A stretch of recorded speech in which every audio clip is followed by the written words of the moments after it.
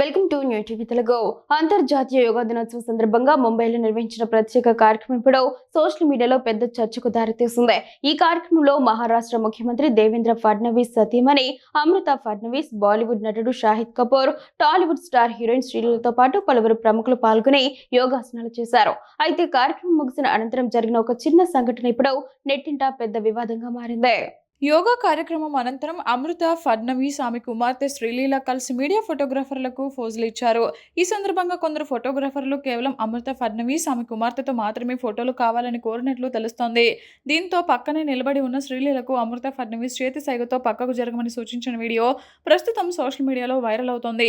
ఆ సమయంలో శ్రీలీల కొంత అసౌకర్యానికి గురైనట్లు కనిపించడంతో నెటిజన్లు దీనిపై భిన్నాభిప్రాయాలు వ్యక్తం చేస్తున్నారు.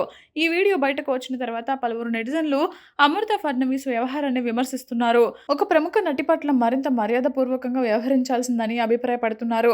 మరికొందరు మాత్రం అది కేవలం ఫోటో సెషన్లో జరిగిన సాధారణ సంఘటన మాత్రమేనని, దానిని అనవసరంగా పెద్ద వివాదంగా మార్చుతున్నారని అంటున్నారు. ఈ ఘటనపై ఇప్పటి వరకు శ్రీలీల లేదా అమృత ఫడ్నవీస్ ఎలాంటి అధికారిక స్పందన ఇవ్వలేదు.